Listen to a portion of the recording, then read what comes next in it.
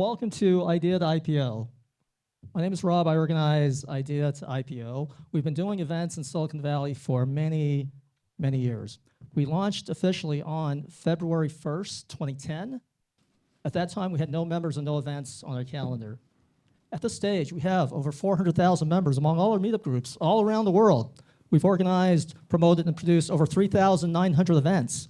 By any standard, by any measure, we're the most active, most prolific startup events organization in the history of Silicon Valley, bar none. Thank you. Thank you for all your support all these years. We hold venture capital panels, legal workshops, networking events, and more. We hold an event every day of the week.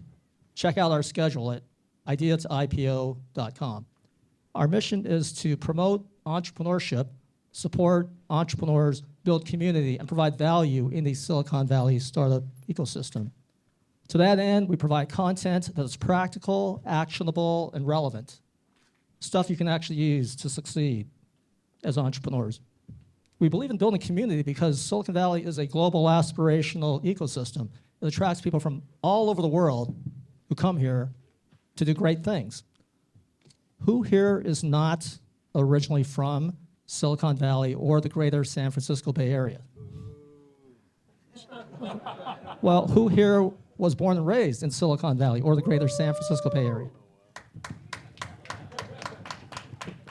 Well, welcome you natives. So whether you were born and raised here or just arrived last night, it's important for us to provide multiple channels for you to meet people, build relationships, and grow your network. With regard to value, it's important that we provide value at each and every one of our events. Not just value for your money, which is important though, because we know many entrepreneurs are struggling financially. So we make sure our events are free or affordable. And if you cannot afford to cover charge for whatever reason, come talk to me and we can work something out. And at most of our speaker events, helping the community. At most of our speaker events, we make sure that we provide a delicious buffet. Is that a delicious buffet? Yeah. Is that a delicious buffet? Yeah. Well, I want to thank the law firm of Foley and Lardner, LLP, for sponsoring that delicious buffet. So applause for Foley and Lardner. More importantly, though, at each and every one of our events, we want to make sure that we provide value for your time, which is your most valuable resource. Anyone here getting any younger? Besides our moderator and our panel and this young man? So when you invest your valuable time to come to our events, we want to make sure that you maximize your ROI. We have many partners that help us do what we do. Law firms, venture capital firms, angel investor groups, incubators, accelerators, colleges, universities, and many other players in the Silicon Valley startup ecosystem. Tonight, we're grateful to SVB for hosting us at this beautiful venue. Is this a beautiful venue? Yes. So let's hear it for JP and SVB.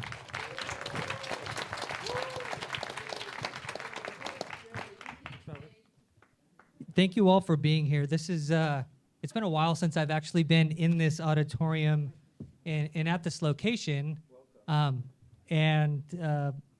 I guess the short message is that we're back. We're still operating. The short version again is we're a division of First Citizens Bank. So if you go to our website, there's FAQs. You can read in more detail what that means. But it means that we're still operating. We're still onboarding new clients. We're still lending. First Citizens is based in North Carolina, but we're SVB, a division of First Citizens. And so if you're not familiar with SVB, my team and I, we work with early stage companies from day zero up until Series A.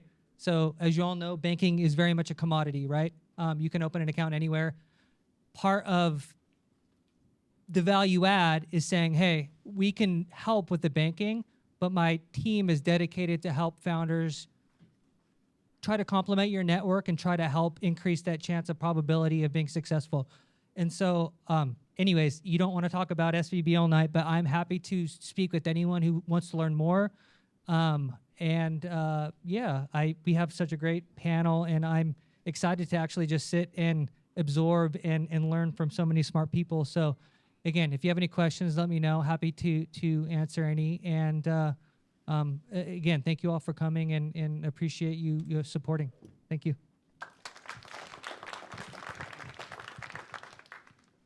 A few of our other partners are here tonight. I would like to also have them say a few words. Let's hear it for Frankie and Sushi of New York Life. Applause. Hi. Hello, Silicon Valley. All right. Show of hands, who cares about their friends and family? All right, awesome. If you care about your friends and family, you need life insurance. Come talk to me at the table in the back. All right, awesome. All right, next up we have Cynthia in Car Consulting. Applause. Thank you, Rob. I'm going to follow Frankie on that one. Who cares about looking good? If you want to look good with your resume, brand marketing, in person or on paper, let me know. Car.com and Cynthia at car.com. Thank you. So though our local mission is to support entrepreneurs here in Silicon Valley, our global mission is to democratize entrepreneurship and innovation all around the world. To that end, we maintain a robust YouTube channel, youtube.com/idea to IPO. Check it out. We have tons of videos there, and this rich, valuable content is available on demand, anytime, anywhere, totally free of charge. Our partner in this endeavor is Tim Jeghers, one of the top professional videographers and digital marketing experts in Silicon Valley. Let's hear it for Tim. Applause.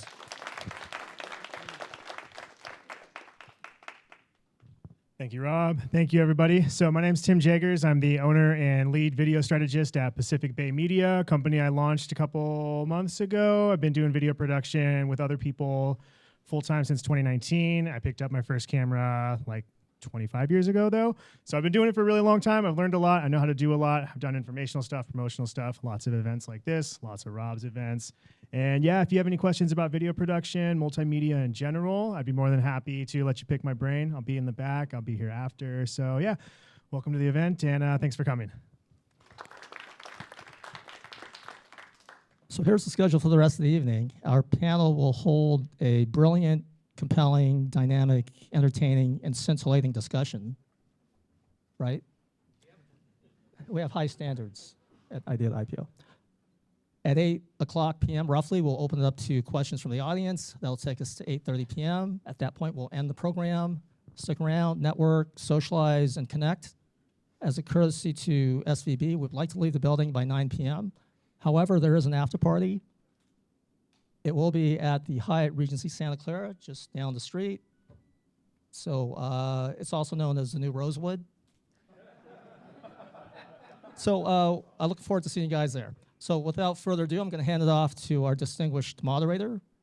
Lyman is a partner at Foley and Lardner, and he's going to lead the panel discussion. So let's give it up for Lyman and our panel. Applause. All right. Good evening, everyone, and welcome to tonight's Venture Capital panel, Investment and Latest Innovations in AI. My name is Lyman. I had the pleasure of saying all those buzzwords, and I will be moderating tonight's discussion. So tonight's panel is focused on investment landscape and innovations. Our panelists will share their experiences and insights on topics such as AI investment trends and promising AI startup business models. We'll be exploring challenges and opportunities in the AI investment space and discuss strategies for startup success. Before we start, I want to get a sense of who's in our audience. So can we get a show of hands of who we have here? Do we have investors? Do we have entrepreneurs? Students? Other academia? Cool. Enterprise employees? Any press? All right. Great. So now I'll give the panelists, each of them an opportunity to give a quick intro of who they are, their background, and what brings them to this panel. And we'll start to my right with Jordan. Thank you, Lyman. Pleasure to meet you. My name is Jordan Wahbeh. I'm with Silicon Valley Venture Group, also partner with Network VC. We invest in early stage companies, pre-Series A and Series A. Condition is that they have to improve the human condition and improve the world as we know it. We're not a social or impact, but we matters to us where we invest in. Round sizes, check sizes 30 to 300K with the syndication up to 500. Rounds up to 10 million. We don't lead, we follow. US, Canada, Europe, and Middle East, North Africa, and LATAM are also areas of interest to us. B2B, enterprise, and a wide range of sectors as well. I'm glad I'm here. Rob always does a great job inviting people, and it's good to see you, Mr. Lyman.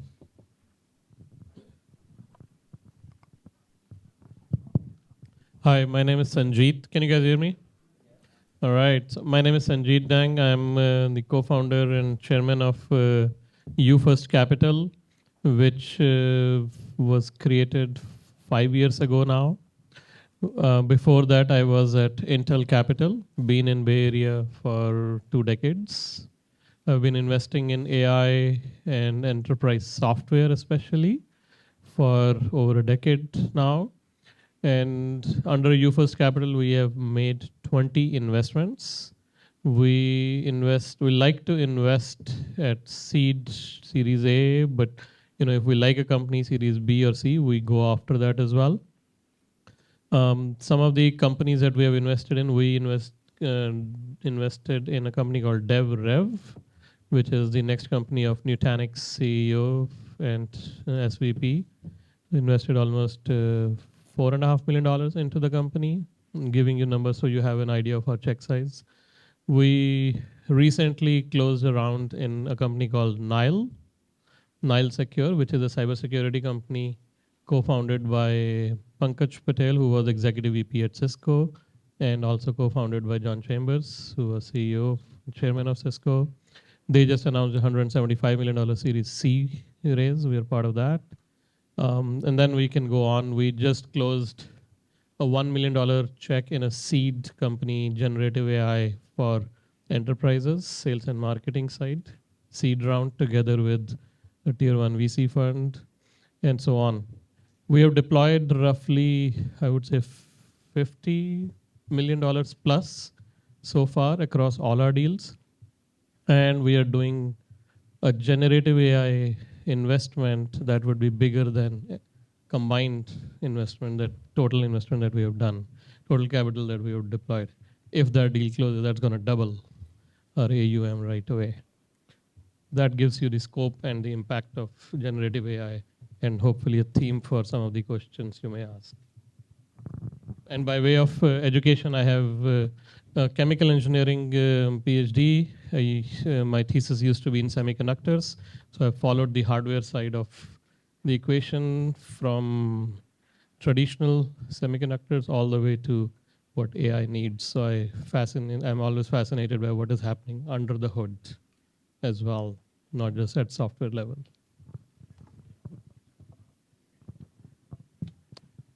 Hello. Hi, my name is Darwin Ling. I'm the founder and general partner of Good AI Capital.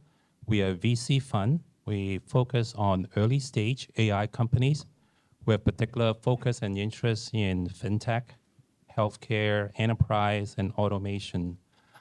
So we have an interesting name. We call ourselves Good AI.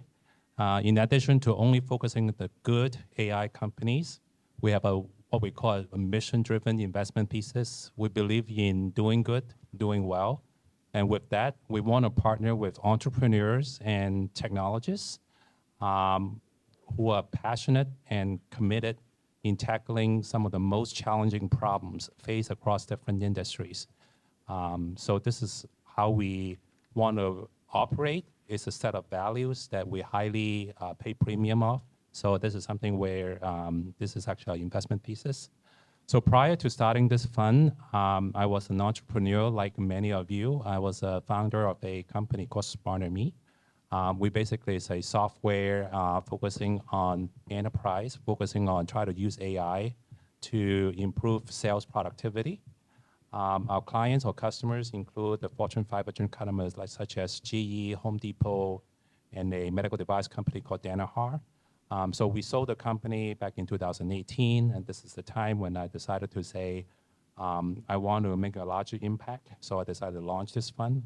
My goal is to use my network and resources and, of course, the capital to help nurture the next generation of entrepreneurs, really help them to navigate the challenging world we call entrepreneurship.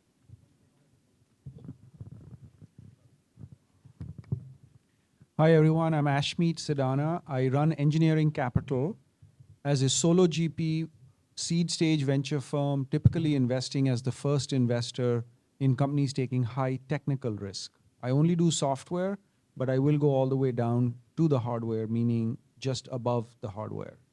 Some of my companies where I'm an investor are companies like Menlo Security. It's pretty large now. They've got over 1,000 employees. And then some companies may only have 2 people and an idea, which is really the stage at which I focus. That's kind of my exclusive focus. I manage a total of $220 million, currently investing my 4th fund. It's a $75 million fund, and I'm based here in Palo Alto.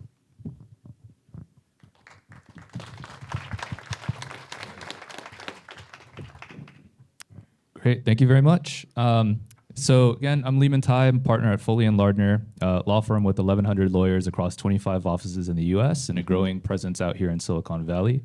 I split my time between our Silicon Valley office in Palo Alto and also our San Francisco office. I'm a business lawyer. I represent technology startups and VCs in financings, investments, day-to-day operations, and exits. So with that, we'll kick off the discussion back to our panelists. The first question to get us all grounded, given that pretty much all the chatter you've probably heard recently about AI has been about generative AI, the question I want to ask the panelists is, when you're talking about investing in AI, what is it that you're talking about? Like, what is AI to y'all? And who wants to take that question?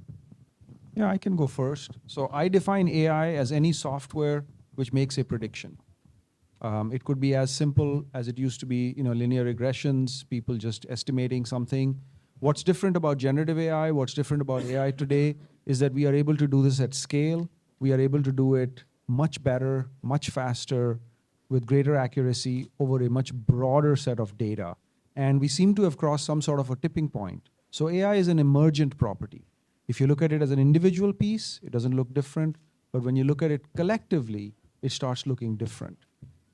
If for those of you who have a background in, if you've ever looked at, for example, an ant farm, an individual ant itself has very limited sets of behaviors. And in fact, they've been modeled pretty well by the biologists.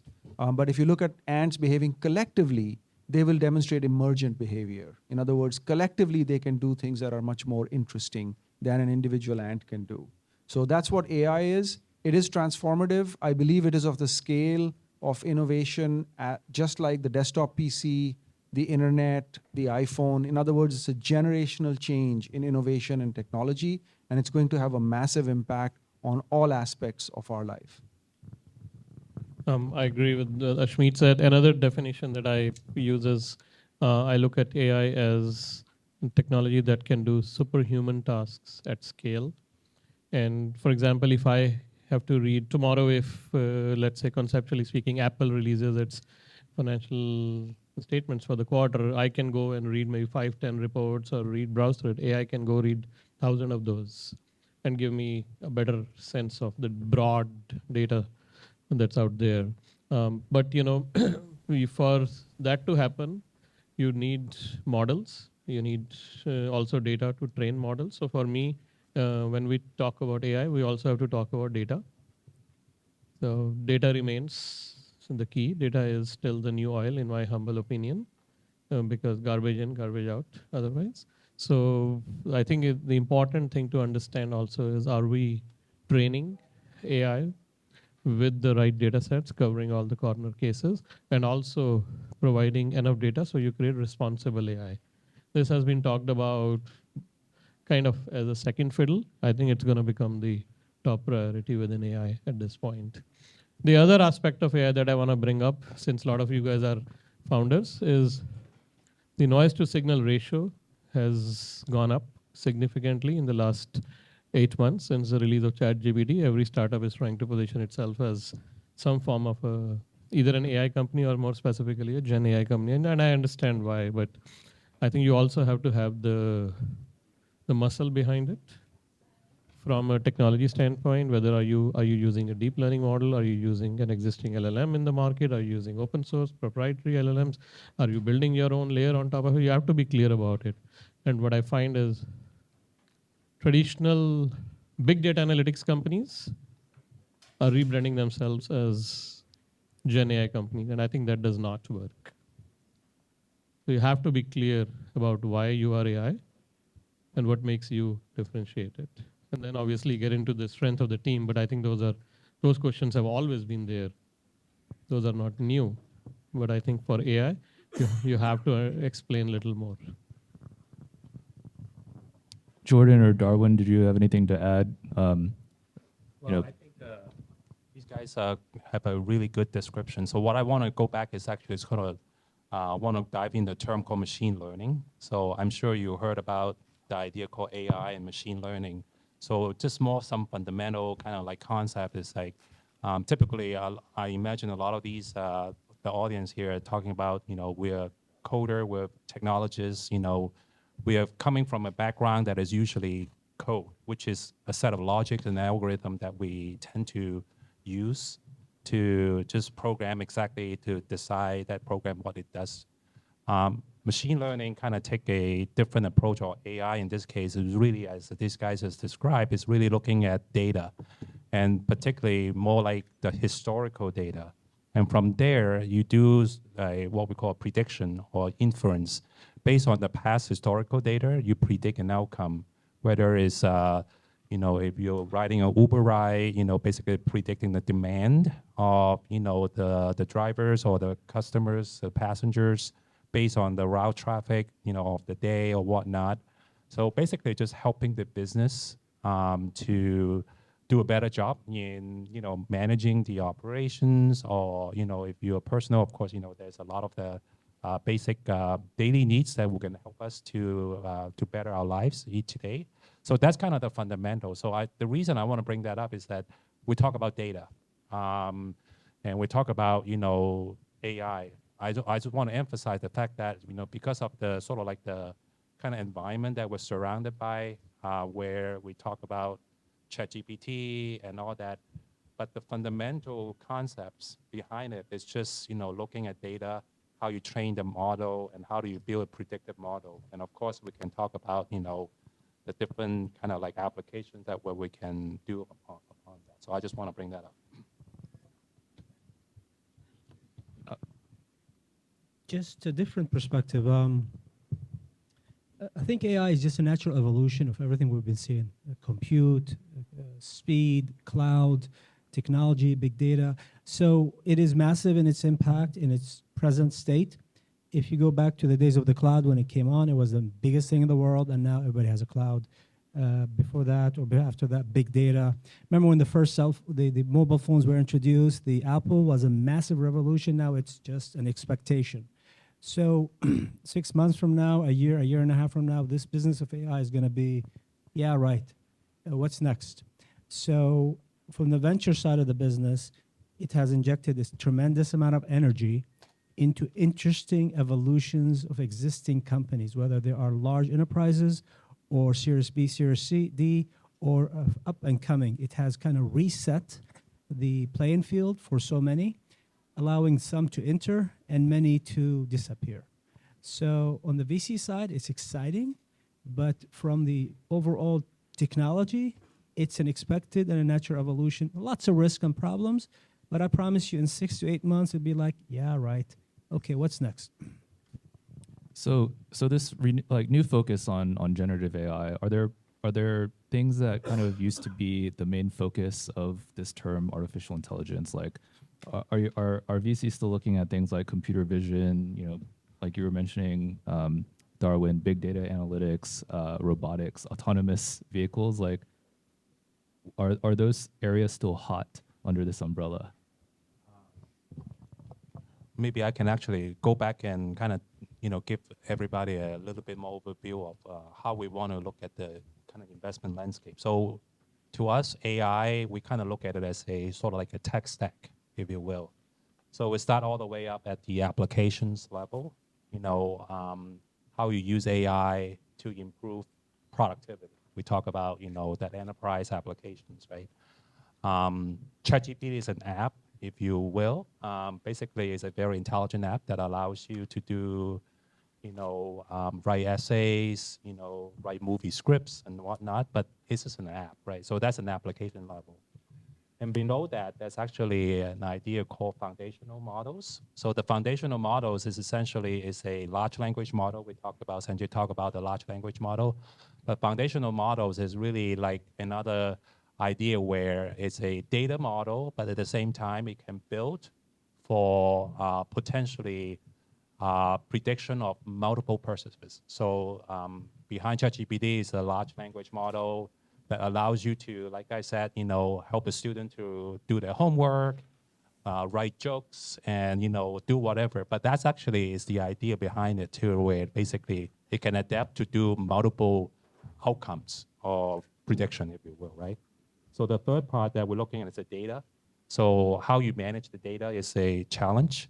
So there's all these existing companies. You heard of Snowflake, Databricks, and all that. These are actually companies that are managing the data. So that itself is also a potential area of investment that we look at. Automation in terms of how you manage that infrastructure, DevOps, you might have heard of like DevOps, the term. Basically, it's a development operations.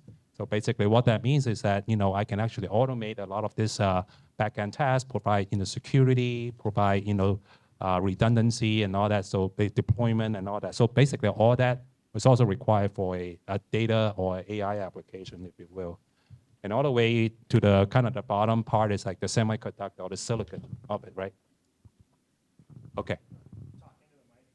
So the idea is that silicon, well, we at the bank called Silicon Valley Bank. So, we talk about silicon with the chips. So basically that also has potential kind of like implication. And of course, everybody know that, who is the leading AI chips of the world. It's called a little company called NVIDIA, right? So that's actually a important part.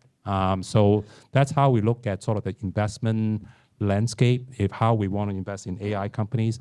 And you talk about, automation, autonomous driving, robotics. These are all companies that we also invest in, but think of it as an application layer, if you will. And you can also go all the way down to the hardware level. So this is something where, kind of just, I would say, outline the landscape of the, in terms of investment opportunities. So it sounds like the investment landscape for artificial intelligence remains pretty broad, but over the last 9 months or so, general release of ChatGPT and the competing applications that you're talking about, it seems like every new startup that comes up is saying that they're AI-powered, AI-enabled. So how do you're probably seeing a lot of these. How are you evaluating the potential of these companies as an investor? Well, they've always been saying that for the last 5 years. When we look at companies and they're AI-enabled, AI-powered, it's similar to when they say, I have an amazing team. So everybody has an AI component. From my side, we just overlook this and we go back to the fundamentals of what the business is about, what the investment is about. Basically, we ignore it for now because everybody has an AI angle. 80% of the time, it's really not a strong angle. In the pre-A, maybe the A, it's a little immature, but maybe in the advanced stages, they have to show, they have to walk the walk and talk the talk. But this GP4 or ChatGPT has really leveled the playing field for everybody. In terms of being able to leverage the general availability AI, it's available to everyone. So it's really not a big differentiator now unless you have an added angle or an added technology or an added play to make that thing work. I don't want to take up all the time from the panel. You know, the same thing you can approach from a slightly different perspective. I would say the potential of any startup can be estimated by looking at the potential number of customers times what is the gross margin you can get from that customer. So you can really look at it from that lens and say, do you have a product that is valuable, that is going to be protected, in other words, will give you a high gross margin, that has a large number of customers available in the market, and that you can then therefore own and build a large company with. That's first principles analysis of the potential of a startup. The art is in figuring out what that potential is. Because obviously when we look at companies, here in Silicon Valley, certainly when I look at companies, there is no customer, there is no product, there is no gross margin, there are no financials, none of those things exist. And so you are projecting that, you are estimating that. And that's really what you're looking at when you evaluate it. It's no different for an AI startup than for any other company. And exactly as you observed, because there are technologies like ChatGPT or now open source foundational models, which are available to anyone, the bar keeps moving up in terms of what is the technology that is available to everyone against which you have to compete, against which will take away from your gross margin in the company that you're trying to build. So another way of saying it is what's unique, what's special, what's differentiated that you are going to build. You know, okay, can you hear me now? There are a couple of very good points came up from Ashmeet and Jordan. Jordan mentioned about accessibility. When was GPT released? Does anybody know? A couple years back. GPT-4 or GPT-3? Sorry? October 2021. Others? Give us the answer. 2017 was the original paper from Google. Yeah. So see, the point is, you ask most people, they think the ChatGPT was released November 2022, but the GPT models have actually been coming out for 3 years before that, a series of models. And a lot of the consumers didn't know. Some developers knew who were using it. Most of the startups didn't pay attention. Big companies like Google also didn't pay attention till ChatGPT came out. So the point I'm trying to make is that as a startup, you have to understand you can keep creating technology, but is there consumer accessibility? And I'm not talking of consumer startup. By consumer, I'm saying even business user. So the big lesson out of the whole GPT release time versus the ChatGPT release time is consumer accessibility meets technology sophistication. So as you are building products, you are building very sophisticated products, you are trying to solve a big problem, but you also have to understand, is this giving consumer accessibility to, let's say it's an enterprise software company selling to sales and marketing people, the sales analyst. Or if it is to product designers, is the product designer as my customer, is that person going to find it like, this is my tool for the day? Not just for that day, for every day. And tying it back to what Ashmeet was talking about, you can size a company's market by looking at total number of customers times gross margin. That's where gross margin goes up when consumer accessibility goes up. You start seeing that in financials. And you also start seeing that in the total number of potential customers. So I think, I feel a lot of the people who start a company, they go through a learning curve on this, whereas I think you can de-risk some of these elements ahead of time, even before you've built your first product.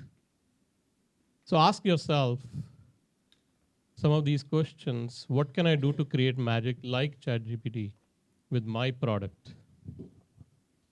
What can I do to sell painkillers versus just vitamins? And that's the kind of thinking you will find from VCs not just for AI investing. AI is hot, I understand, but in general as well from VCs. So something to think about as founders. I want to just add to, so my esteemed colleague said, what can you do to invent something like, I also said, what can you do with this tool called ChatGPT or whatever tool is out there? Use it as a tool, purely as a tool, and build on it to create value proposition to whatever you're trying to do, whether it's an enterprise or consumer or something. Come back with, we got ChatGPT engine, we're gonna use it, we're gonna put something in front of it, and let the users, let the systems, let the back end engage it in a way that would basically make it invisible. And that's the next generation of AI for the enterprise class type customers.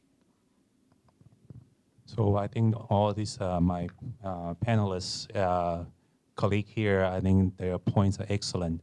I want to add one more point is that I think this is like, since we are being asked what are the kind of investment criteria or what are we looking for in the AI startups. So one thing I want to bring that out is that we invest in enterprise. By enterprise, meaning it's just selling to non-consumer, basically company range from corporations, large company down to SMBs all the way. So the idea is that behind that, we look for AI startups that actually can have that advantage to access some of these data. So we talk about data. Where do you get your data from, right? So I mentioned that, well, the more data you get, the better. So we look at ChatGPT. Do you know where they get the data from? It's called the internet, everywhere. It's called Wikipedia, we call whatever that things that you and I can get our hands on, right?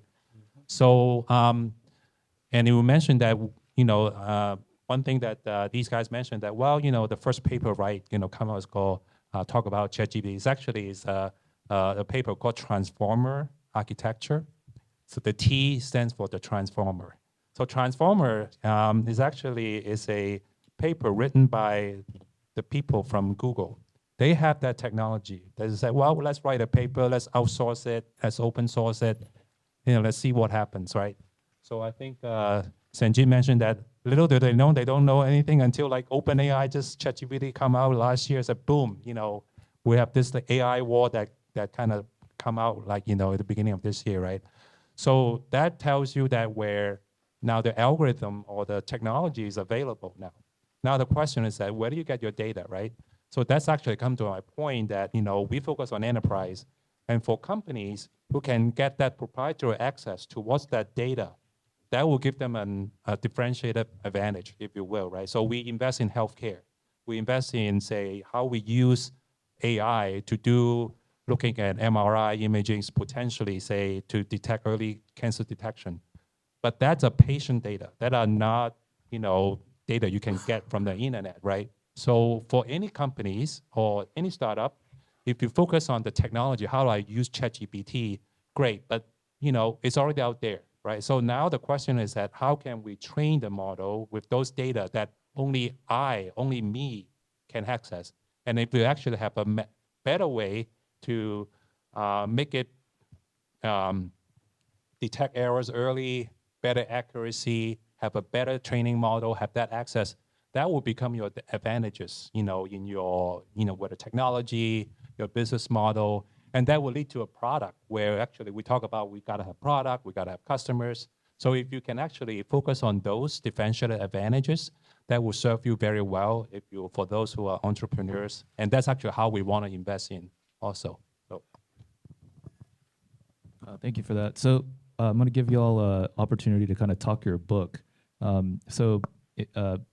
With generative AI coming out, like what are some of the viable business models you've seen that have interested you enough to kind of put your money in?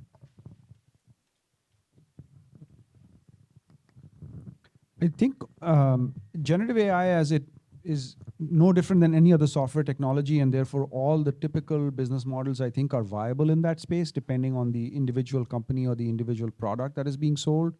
I've certainly seen SaaS subscription models, advertising, hardware, meaning fabless semiconductor. I mean, NVIDIA is the ultimate example of that. And then perhaps data. So something similar to a Dow Jones, et cetera. I mean, you referenced the importance of data multiple times. It has come up in terms of where it'll be used. So all those business models exist, and I can give some examples if that's interesting to people. Yeah, I agree as well. I think the traditional models, investment models are quite relevant and quite applicable in Gen AI. But if I look at Gen AI stack, starting from hardware to the cloud to the LLM, then maybe a layer for customization of the LLM for a particular vertical, and then application on top. I think today you are seeing all the value being collected by either NVIDIA GPUs or by the LLMs. Those are the two parts of the stack that are commanding value today. Over time, you will start to see big applications come up built on top of the existing LLMs, whether it is GPT or whether it is other LLMs, if Meta open source. So I think you will see that getting traction as well, especially since it is an open source model supported by two big companies, Microsoft and Meta. So applications will get built.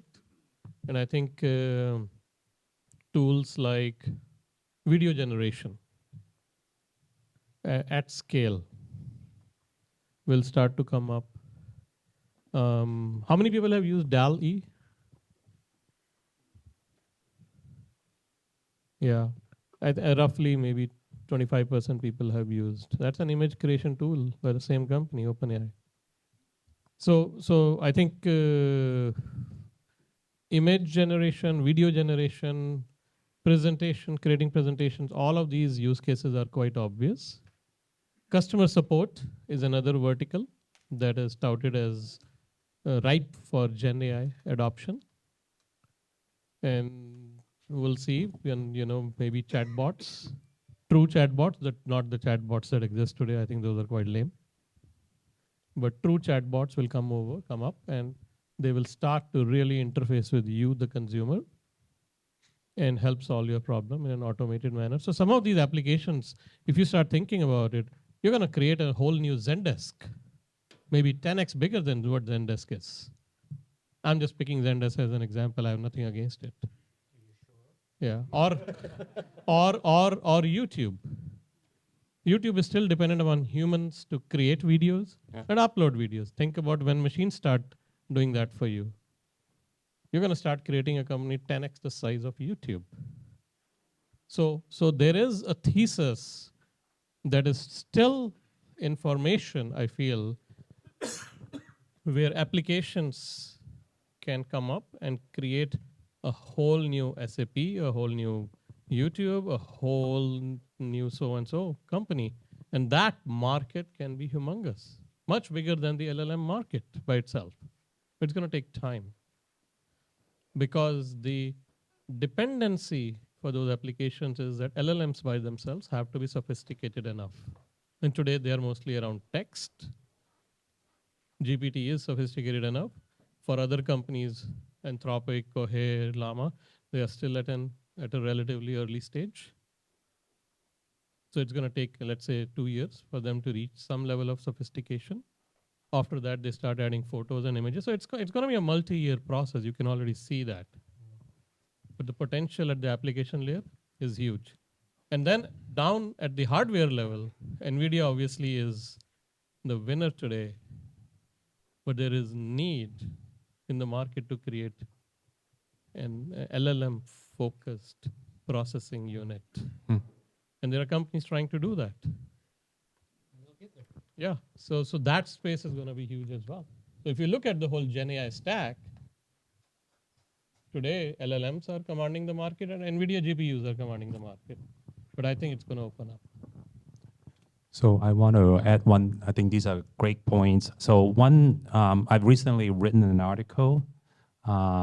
Basically, it's based on how many of you had heard of Databricks, Mosaic ML? Have you heard of these companies? Okay, so Mosaic ML is a, I guess, call it like a generative AI startup that got purchased by Databricks, 1.3 billion after 2 years founding. So one of the interesting things is that I wrote this idea called copilots for the enterprise. And what does that mean, Copilot? So some of you might have used Microsoft GitHub and all that. So basically, there's a product called Copilots. So basically, I'm a coder. I want to write some code. I don't know this Java or JavaScript. Somehow it's like, can you help me to guide me through to write the template? So basically, essentially, it's a Copilot for developers, right? So I wrote this article that where the opportunity because of Mosaic ML, what they do is actually they create the whole infrastructure, the whole tool sets, so that they can actually create the same similar ChatGPT applications, but for the enterprise, meaning private data. I mentioned that we don't want to ChatGPT using everything from the internet, but if I'm a hospital, a clinics, I can use that. So, but I would need that same tool. I would like to have that tool for my business, right? And within the business, you can be kind of like different, divided into the sales and marketing, the customer support, the operations, the manufacturing, the production. All that are kind of just different, little verticals within an enterprise. But at the same time, they have different data, different requirements. They have also the same need to say, I'd like to have a ChatGPT or Copilot tools for those enterprise, right? So now a CEO can say, how's my quarter doing? They can fire up and then say, my quarter looks good, but in this region is not good or whatnot. Instantly, they have that kind of like tools at their disposal for figuring it out. So that's where the opportunities are. Going back to say, for entrepreneurs in the audience, like focus on how do you get access to what's that, and then there's a lot of open source tools already. The foundation model, we'll talk about the large language model. There's an open source site called Hugging Face you might have heard of. Basically, just go there and then just download it. But it's open source, right? Do it as whatever you. But the key is that where's the data coming from? That's where the challenge of a startup company. And I think that's the one. But at the same time, if you can overcome that challenge, that will be your kind of like holy grail, right? So this is the part where you can actually deploy it and sell to different verticals. You can sell it to the healthcare industry, you can sell to manufacturing, or even to the enterprise, right? So all that, I guess the business model we talk about is not so much about like, a SaaS or, kind of like a software service. Okay, how many seats you want to sell to? What is your, those things will come if you kind of figure out who your customers are, you build the technology, and that will be sort of the kind of like my, I guess, prediction of what, they're going forward towards like, the next year and all that. Thanks, Darwin. So with generative AI, there have been concerns about job losses, ingrained biases in the models that they're trained on, making it easier to spread disinformation. There's end of humanity, yes. Privacy, intellectual property concerns, based on how it's trained and the outputs that are generated. There was the AI pause letter back in March, and then just last month, a bunch of these generative AI companies publicly agreed to some voluntary safeguards with the White House. So just to the panel, and maybe to Darwin, we'll combine this question since you have a mission-driven VC. How important is it for AI startups to have a clear ethical framework when you're investing? How do you assess that? And what are the panel's thoughts on AI regulation? Okay, so you put me on the spot first. So I guess one thing that I want to kind of just like the end of humanity, we come in to say, but I look at the venue that we're at. Is this bank called SVB? I don't know if I thought I was surprised when Rob told me that we're going to gather here. I thought this place shut down. But now it's actually alive and doing well. So congratulations. And what I'm trying to say, there is hope in humanity. AI is not going to be displacing that. So I would just give you that statement up front first. So for us, I think the way we look at AI or the companies that we want to invest in, one of the requirements is that what we call safe AI, or having that kind of like ethical kind of build, I guess, context, if you will, when you build AI. So I think, first of all, I mean, when you hear AI, of course, you hear all the great things that are come, but at the same time, we hear of all these different challenges or risks that are coming in, right? So know plenty of you were going to say, well, look at the Hollywood writer and the actor strike right now, right? Not only they are just kind of demanding higher pay, one of the requirement or their kind of negotiation is that do not use AI so that to protect my work. I don't mind, as a writer, I don't want ChatGPT writing my script. Somebody else, you cannot use ChatGPT. So basically that's one of their requirements. So what we want to see is that there's a lot of fear that we're facing right now. And of course, the number one is the job replacement, right? So I guess the one thing that we want to look at from an investor point of view is that we want startup companies to have a strong values, meaning like build a safe, pay high regards to those requirements, as opposed to just building a model just for the sake of faster, better. You have to take into consideration biases. There's an element of when you build a model is what you choose as a parameter or the sort of requirement that that will become your kind of criteria of selection. If you choose the wrong parameter or criteria, then that will become a biases, and you basically build a model that are not supposed to doing what it's supposed to. And let me just kind of give you a quick example. What that means is that let's say a lot of companies try to bring up different workforces into their company. And then, the idea is that, you want to look for certain people with certain degree, with no kind of like gap years between.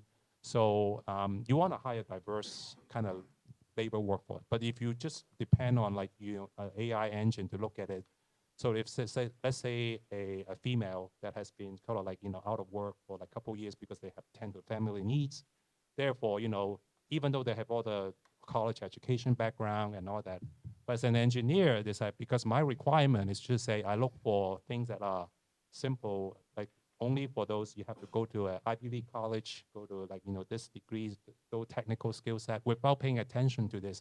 Then you will skip some of the more qualified also workforce just because you don't put in that requirement as part of that, your model. So that's what we call biases. So that's something where, there's been work that has been done in terms of how you build that data, how you do that model, and actually kind of do that, have that kind of full long spectrum. So going long story short is that we place a high premium of people that actually place that focuses on when they build a model. So that's, that's kind of like one requirement. And also we respect the data privacy because we talk about, enterprises, particularly healthcare. So, we heard about that. This is something where you need to pay attention to when you build that AI model in the company. So I've got a different angle on this. It's going to be a shit show. Really will. Like everything else, the technology is going to evolve in different directions. If we can manage it in the US, somebody in France may not do it right. Somebody in Russia may hack it away. Everything bad that will happen, can happen, will happen. It's a given. Just like cyber.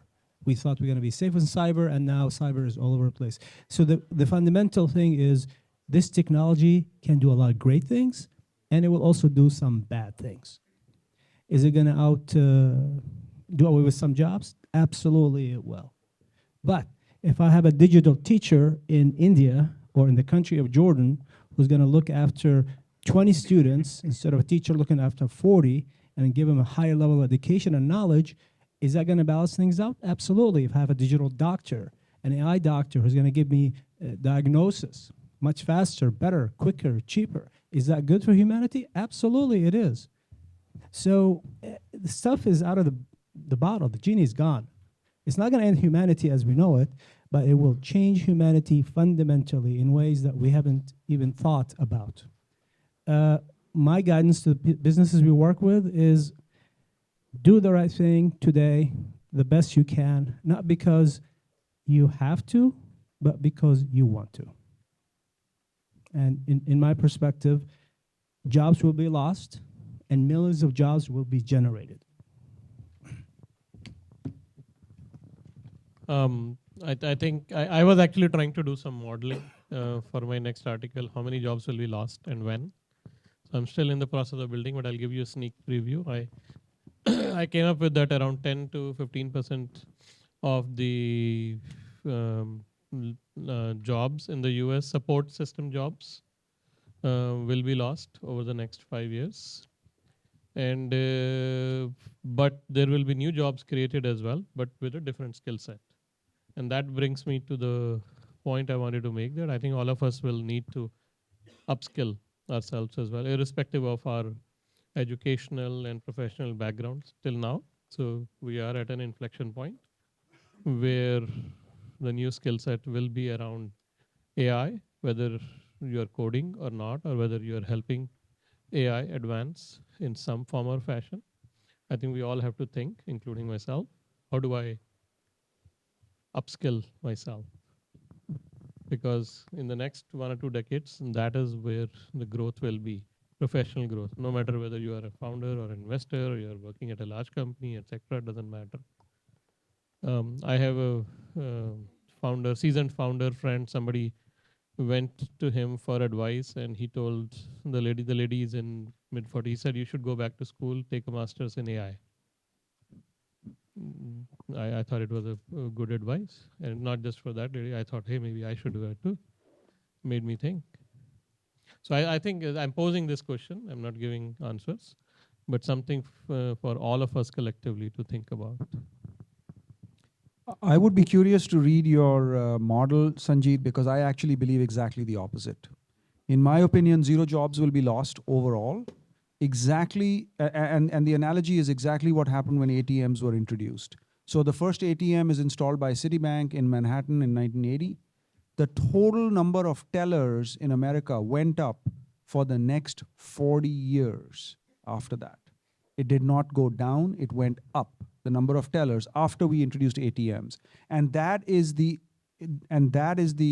interesting way in which technology works. It increases productivity, it increases consumer surplus, which allows us to create new forms of ways of consuming. And that is the virtuous cycle that Adam Smith recognized 500 years ago, 400 years ago, that we are benefiting from. In terms of AI safety, I can tell you my personal opinion is that I don't worry about AI. I'm not scared of Terminator 2 or any Terminator 3 or anything like that showing up tomorrow. I am scared of the people behind the AI. In other words, don't fear the AI, fear the person who's running the AI. That's where the real dangers are, and therefore that's no different. I mean, we've always had to worry about what are the intentions of people and how they're going to work, and that's where AI regulation comes in. Almost all the discussion that is happening on AI regulation today is, in my opinion, a thinly disguised rent-seeking by people who are, looking for either political influence, power, or maybe in some cases just money. In other words, there's no real purpose or higher social good that is being created by that regulation. So I'm against AI regulation as it exists today. Eventually, we may need to regulate it like any other technology. We may need to put limits on it, but I don't think we are anywhere near the stage where AI needs regulation today. Yeah. I think just to add to what Ashmeet said,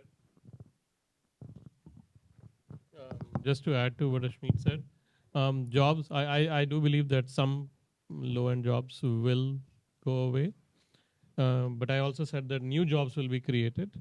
There could be more jobs created. Net, you will actually create more jobs because of productivity, but there will be job losses. There will actually be a section of the society, and I truly believe in that, that will have no jobs. I don't know. That's should just be creative or not, destruction, right? That's just creative destruction. Yeah, This is a it's creative dislocation destruction. of It's jobs, bound and to that will happen. happen for sure. Yeah, so that's why I'm talking of upskilling. Yeah. And hence the new jobs that will be created that will need new skills. Thanks, everyone. So that's going to wrap up actually the panel part of our discussion. So we're going to invite audience questions. So if you have a question, please feel free to. Well, let's give it up for the panel.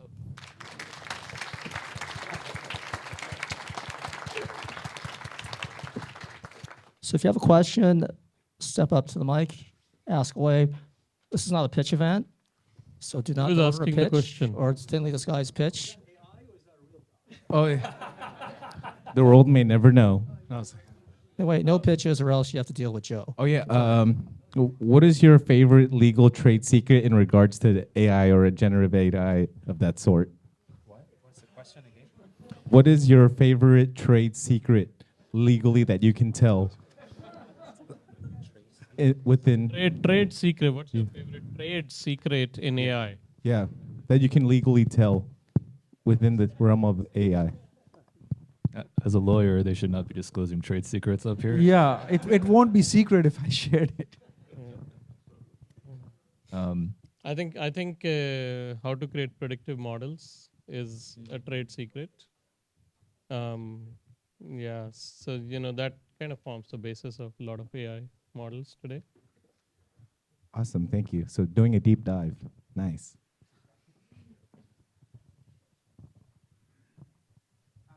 I'm curious about your thoughts on, there's a lot of engineers and a lot of focus on the models, the way the technology side of the artificial intelligence, its success is being focused on. But the human side of it, the experience side of it, where you need psychology, you need neuroscience, you need cognitive sciences in order for AI to interact with the human side of things. There's not an academic focus or the structural focus towards the learning models. The learning models on technology side is a very much focus. The human side is not. Like, how will we get there? And just like in technology, user experience followed the lead of engineering evolution of technology. And so when you guys are investing in companies, do you look for that element, the business side, the human side is also going to have a focus on learning along with the models? I think Steve Jobs made the observation in the late 70s, well before the 5150, IBM 5150, what we call the desktop PC today, that he was building a bicycle for the mind. If you haven't seen the video of Steve Jobs talking about that, it's really worth the 2 or 3 minutes to go on YouTube and to look at that, which is he was using technology as an addition to make the human brain more efficient. Just like a bicycle makes locomotion for a human being much more efficient. You can go further, faster, with less energy on a bicycle. He was building a bicycle for the mind. And that is really the first, what was revolutionary about what Steve Jobs did is that for the first time, he completely flipped it on its head. Till then, we had been building computers where people were trying to make the computers more efficient because they were so slow and so inefficient. And for the first time, he said, and he explicitly says it in his video, he says, I will waste computer cycles to reduce it and make it easier for the person to use. And that was his big insight. And that has been continuing now for many decades. And obviously it led to the PC revolution, the desktop revolution that he ignited with it. So in terms of AI, I believe it's a continuation of that. It's no different. In other words, if we are going to benefit from and leverage AI, we are going to have to, in the same way as the PC, as user interfaces, as the iPhone, as all of these applications have done, are going to make AI seamless. And we are actually quite close to that today, to the point that you may not even notice it when AI is being used, which is the ultimate, it's completely seamless. It's the ultimate interface with the human being. When you drive a car today, most cars today can follow in a lane or do cruise control where they maintain a distance. They are using an AI to do that. But it's completely seamless to you. You don't think of it. It's the same cruise control from 20 years ago or 30 years ago, but today it includes AI in it. And that's really the future of AI, I think. I think the question, and it's not necessarily you, but my impression is coming out of fear. Guys, we're at 8 billion people. Pretty soon we're going to be 10 billion and then 15 and then 20. We cannot sustain taking care of ourselves on our own. This AI stuff, while it's going to hurt some, it's going to help tremendously to manage so many problems and issues and challenges as humans. Because if we don't leverage this component of enabling us to do things faster, better, cleaner, blah, blah, blah, blah, we will choke. So the human factor can come in the last mile, if you want to call it that. But the first 90-some%, without this speed and information management and everything we talked about, we will not exist anymore. Yeah, no, that makes sense. Just a quick follow-up there. Okay, no problem. The bouncer said, So to touch back kind of on how you were saying LLMs basically just scrape the internet, there's a lot of implications of copyright from all the stuff that gets generated from that. And apparently there are lawsuits being put through. How do you see that kind of playing out? And then what is that effect going to have on not just LLMs, but potentially other generative AIs? I think that sums up my question. Yeah. So I know one of the, I mean, you might have heard of a company called Midjourney. So I think it's very widely successful. So we know the founding team. One of the challenges actually they mentioned is that right now they're scraping the data from, of course, internet and all that. They have encountered multiple lawsuits coming in right now, but they have fanned it off just because, well, there's this, I think particular usage. I mean, you might have a better copyright notice that because that's a fair use and all that. I can use that data. It's not from one of the proprietary. So they kind of fan it off. But I think eventually, I think that's going to be an issue, and that's actually what we want to focus on. I mentioned that the focus is that we want to focus on enterprise. So, that's actually where the opportunities are. I don't want to deal with the uncertainty of some of these issues here. Let me focus on, something that I can have a better grasp on in terms of an investor. Of course, I will continue to use that tools and all that. And by the way, I think you probably had heard, the founding story for YouTube is that basically just get video from everywhere, and then you can upload it and all that. The first set of challenges like copyright, right? So you have all these movie scripts and songs, videos, and all that are, belong to the movie studios. So they got lawsuits left and right coming in. So how do they defend it up? So basically, they kind of like they have licensing agreement and all that to come with those things. So the only thing that I would see is that there will be sort of like a new set of regulation or licensing that are coming out from, because ultimately is whoever can find the lawyers. I think we got some good one here we can actually use. But the thing is, that's where the challenges are. So I think I hope that I answer your question. Something where that's going to be a challenge that will remain here. Right? I'm going to speculate the management of this will be done through AI. Yeah. Well, like the IP laws are kind of old, and it's unclear whether they apply to the current usage of generative AI. So these lawsuits are going to play out. It's going to be up to the courts to see whether there are existing exceptions in the laws for these use cases, and if there's not, then that's an issue for the companies that are doing it, and they'll probably lobby Congress to create new laws that create an exception for them. So that's kind of how it's going to play out. Like, either they'll win the cases or they'll lose the cases and try to change the laws. Well, thank you very much, everybody. What you guys are doing is incredible. My name is Dr. Jose Bolaños. I'm a Stanford graduate, and I'm the founder of Nimbus Key ID for Global ID. The blockchain world and the AI world are amazing things that have actually transpired. And I agree with you, legislation is not going to do anything. We want a positive direction for this technology. And one of the best ways is to do away with password logins to the blockchain. Okay, no, I'm just saying with regards. So my question in healthcare, right now, the HIPAA regulations, you cannot release patient information, but the AI world is right now going after data that's de-identified. Now, if you were to take a cancer patient and the pathology, because Stanford has these slides, millions of slides, and if you had AI take this cancer slide, was this diagnosis, and this was the treatment, and this was the outcome. If you could take an identity matching all of those together, now you have the ability to make intelligent decisions and use AI in the healthcare community in a different way. And when you have patients with identities across different places and they're all different, this is a problem that we're trying to solve. And so my question is, in the healthcare arena, AI has a massive opportunity. Can you elaborate on that? There has been a massive opportunity in healthcare for digitization, for adoption of new technologies. The challenge for healthcare market is, let's say it's roughly a $3 trillion market. half of it is funded by government side, half by corporations. We as consumers think we pay for healthcare a lot, we don't. And yet most consumers complain they don't have enough or they don't have enough of good healthcare. And that's why the providers have to focus first on better care than to adopt new technologies. You bring up a very good point, but if you go to your doctor and say, hey, I came across a startup that will, write your notes.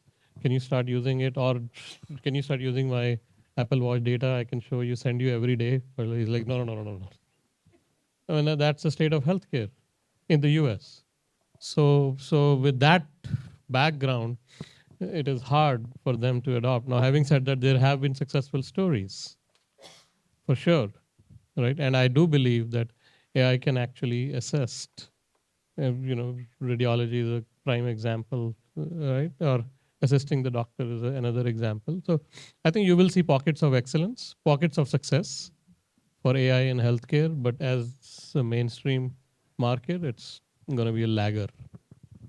I think healthcare is one of the most poised for success sectors in AI because of what you mentioned, what Sanjit mentioned. The ability to process and manage information, et cetera, like you mentioned, without repeating it, is so tremendous, and there's so much value in doing it worldwide. We invested in a company out of Germany in the eye care business. They do just that. They check your eyes out, figure out what's going on with you, boom, boom, boom, done. Within a few seconds, they know exactly what's wrong with you. So it's going to be one of the first, if not the first, sector that will see massive changes at a pocket level, like he said. Eventually it'll catch up. Listen, the elephant and the rope. You make the elephant when it's young, tie it to a rope, tie it to a wall, it cannot break it, and then grows to be huge and it's still stuck. We're still stuck on what we cannot do. And as long as we're stuck on what we cannot do, we will never do what we can do. So HIPAA will evolve, I promise you. It will change. Yeah, hi. My question is, today there are several markets defined by data. Take data privacy, data loss prevention, cyber security. All these at some point fundamentally are associated with data. The panelist also mentioned how data is important when you start doing artificial intelligence. Do you see a unicorn problem in any of these? Do you think the existing markets are going to sort of solve these problems for artificial intelligence, or are we potentially looking at new markets here?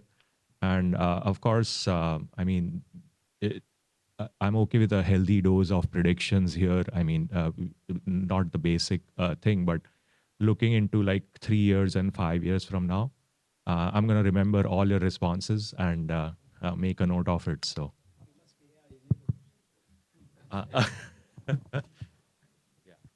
So I'd like to take this one here. So I want to actually, my answer is going to be also addressing some of your question on the healthcare. So we invest in healthcare. I didn't get a chance to talk about one of the area that we look at is called, we invest in biotech, think of like, drug development, potentially like using technology from the genomic sequencing, CRISPR and all that.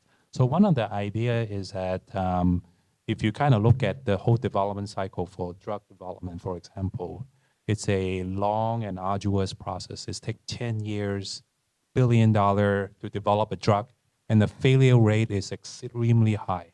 So the idea, the opportunity that we would like to look at is that we want to invest in a investment idea called tech bio. So you heard of biotech, but we want to flip the angle. We're going to say start with technology and drive towards the biology. So when I talk about technology, they talk about AI, genomic sequencing. How do you analyze data? How do you kind of use that to advance clinical trials? How do you select your patients for that cohorts? And all that involve privacy issues, data issues, where do you get your data from?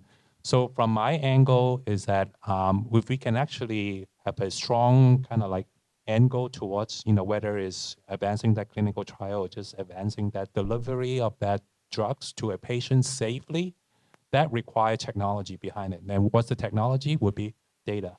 And how do you safeguard that data so that it will not be, incorrectly applied and safely applied? Because we talk about human lives here, right? So now that's the question. So to answer your question, it's not the unicorn market, said, if I am a technology, I can handle privacy issues, I can handle patients, security issues, then I create a unicorn for. My answer to is that if you actually can create a healthcare products, in this case, be it a drug or just say medical devices that can actually solve a customer problem, cancer is not healed yet. It's not we don't have a magic drug for Alzheimer's. We don't have diabetes management. So those are your opportunities. If you can actually focus on that, and if you're by the way, if you solve the problems of data privacy, congratulations, you have a potential unicorn under your belt. So that's something that I would advise. I'd just like to add a little bit of perspective to that, since you're looking for memorable statements for multiple years. Data is the fuel that powers AI. I think we're all in agreement on that. That's what creates AI. And therefore, sometimes people say data is the new oil, is a phrase that people use. What I like to say is data is the new oil and data is the new asbestos. In other words, data is toxic, data causes cancer, data is going to kill you if you're not careful how you manage your data. These are unsolved problems with data today. Privacy is just one example, data loss prevention is another example, sharing data is another example. Even when people want to share data, there's no good way of doing that in many cases. So there's lots of opportunity to solve those problems. You could do it at the application level, as Darwin mentioned. You could do it at the infrastructure level, which is where there's a lot of activity on the venture side right now. You could do it at, at an academic level. I mean, maybe there's a new invention you can come up with or a new way of thinking about data. You could invent a high performance way of doing homomorphic encryption, and you'd probably get some, Turing Award or something if you did that. So you could solve it in many different ways, but the opportunity definitely exists. So data is the new asbestos. It's a raw material problem, right? It's a raw material problem, just like everything in manufacturing. Raw material is a raw material. You factor it out. It can be. It doesn't have to be. It can be. Yes. There's a shortage of those not shortage, but accessibility of those data. Whether you can get to those data is the challenge. Well, let me relate an anecdote. I think it's really important to get this framework if you're going to go deep on data. There was a book written by Dr. Kai-Fu Lee several years ago. For those of you who don't know, Dr. Lee used to studied over here, based over here, went back, was president of Google China, and then after sort of Google pulled out of China, decided to become a venture capitalist, and is really based in China right now. And he wrote a book essentially predicting the future of AI. He is an expert in AI. He's worked in it for 20 years. He was the president of Google China, and he was effectively claiming that China is going to win the battle of AI.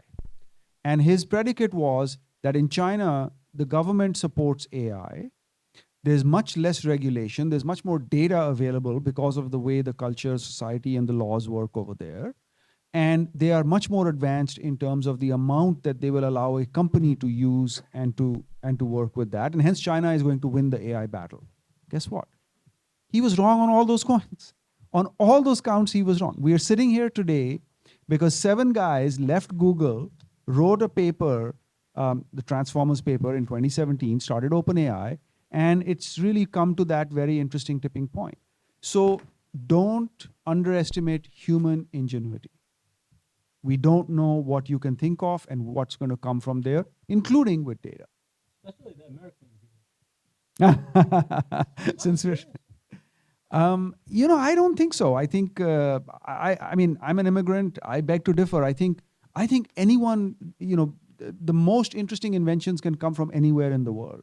The very first computer in the world was built, by the British with the work of Alan Turing, because of the work that was done by a Polish mathematician after Alan Turing had done his work when he was working on breaking the Enigma machine.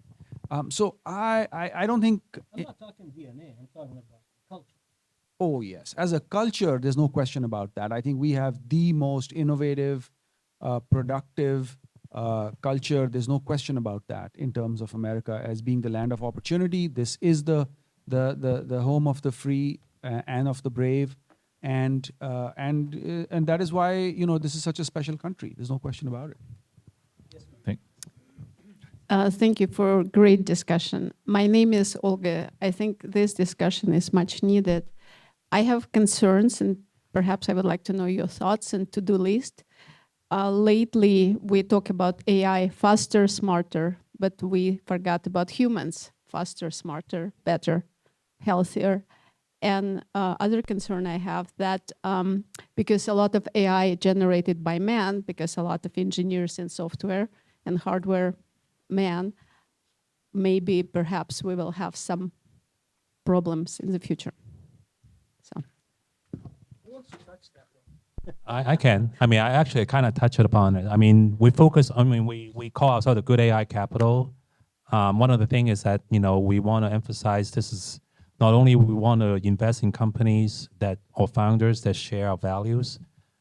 This is how we run our company, our fund. The people we hire has to share the same values, and by that we embrace diversity. We want, the whole point behind it, because with different diverse background, I think collectively we'll have a better outcome. That's something we firmly believe. It's not something where it's lip services that I want to do checkbox for some other, investment criteria people want to look at. This is how we run the fund. So we're small fund. We're small enough that we can actually have that, and so one thing is that we are small fund again. I don't claim that I will have all the power that will change that landscape, but we're taking that first step right now. It's no longer about technology. It's about, how we use technology in this case. And I talk about that biases removal. That is important. If the engineer behind it that write the code to scan resume is somebody that just like, these are the 5 requirements that I'm going to put in. Those are my, conditions for this AI model. You will never be able to recruit, a diverse background with, different. It's not necessarily whether you're an immigrant or you're a female or you have to go Ivy League. There's all these different criteria that say what is a good employee that you want to hire. Right, so it's not necessarily just based on those specific criteria.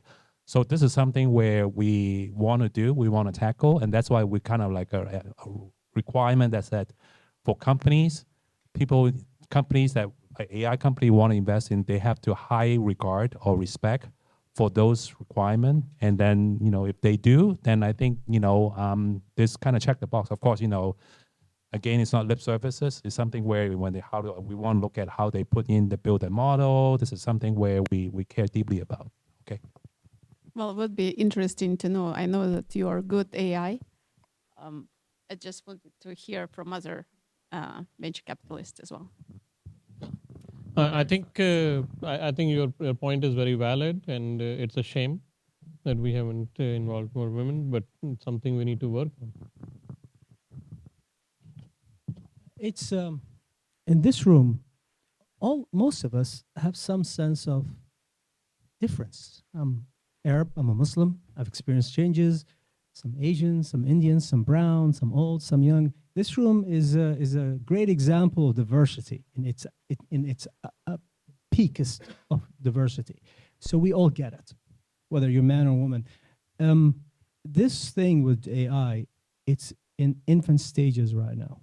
We have the ability to put some foundational things to try to make it equitable for everybody. So it's not too late, not even, it's just right. This is the time to do what we need to do to make this AI and the data and everything as equitable as possible. But I have a question to the rest of the panel, which is the power of AI is going to give great powers to some large corporations to do lots and lots of things. Not as a venture capitalist, but as a technologist, as a person with some insights. Do you think that will make a difference? The one with the highest compute, the most money, the most resources will be able to dominate and rule because of the capabilities of the AR? And I see my friend in here jumping. I don't think so. Google tried to compete with Facebook. Google had all the power, money power, brain power. They launched Google Plus. Did anybody use Google Plus? Right. See, this is the problem, right? Large corporations have all the resources, but a lot of the times, and I'm not talking of Google specifically, but I'm talking of in general, large corporations don't have aligned objectives. An army of people, motivated, self-motivated, trying to drive a project forward. It happens in isolation at best. Compare that to the world of startups. The founders are looking at it as, hey, I want to make an impact. They're not thinking of money even first. They're thinking, hey, I want to drive this to a big level. I want to put my mark on it, right? Which corporate employee is thinking like that? So I think while the CEO of a large corporation can fund a team, put all the computer resources, that's not enough. So I think we have time for one more audience question.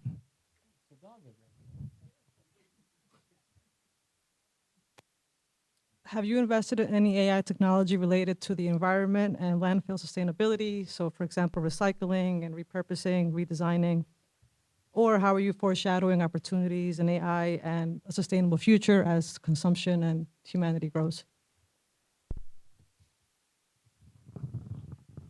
For me, the answer is no. So I really don't have a perspective on the future. I have not. We invested in a company called WorldCoin. It's not necessarily an AI company, but it is a data company. It is a company co-founded by Sam Altman, who also created OpenAI, as you may know. It's a digital identity platform.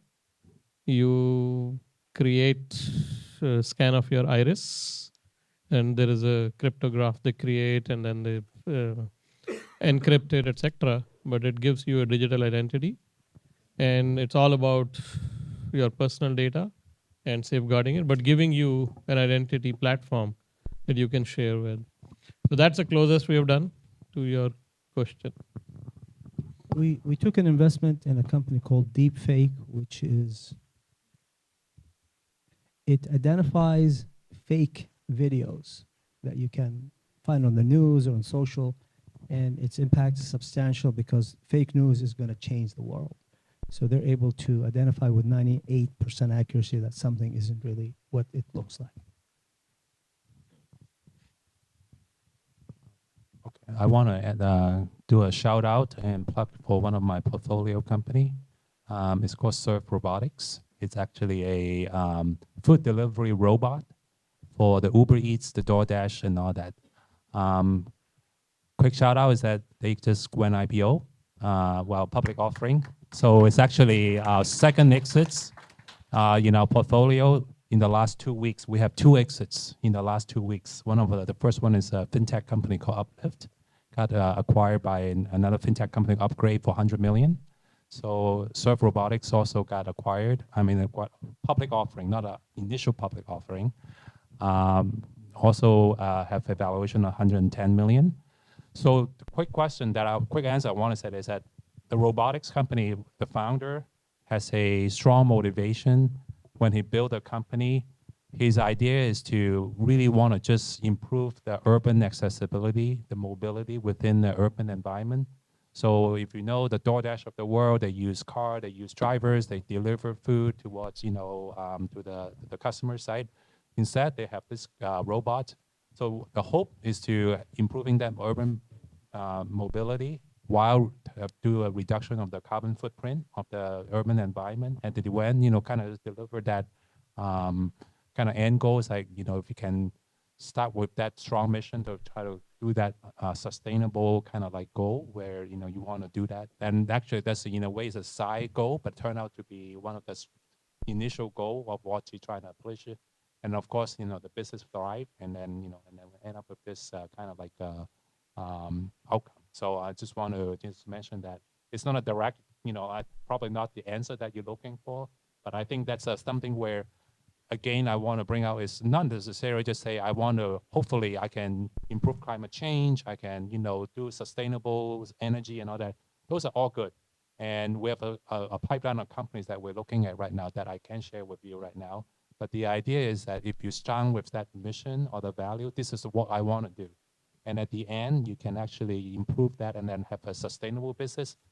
I mean, the outcome is that it's going to be good. So that's something where, I want to kind of emphasize. Awesome. Well, that's a good note to end on. Thank you to our panelists. Thank you to our audience. I'm going to hand back to Rob. So once again, let's give it up for our panel.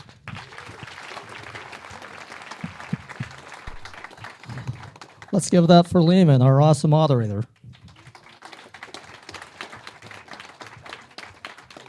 So let's hear it for Foley, Lardner, SVP, and all our sponsors. Let's hear it for our video team and our event team. Let's hear it for Joe, our bouncer. All right, well, let's hear it for our audience. Let's hear it for me. Okay. So stick around, network, socialize, and connect. You can stay till 9:15. We would like to leave the building at about 9:20, 9:15. Talk to our panelists, take some selfies. Sanjit is the selfie king of Silicon Valley. At 9:15, or 9:20 rather, I'll meet you at the Hyatt Regency Santa Clara for the after party. That's AKA the new Rosewood. So see you at the after party. Thanks for coming.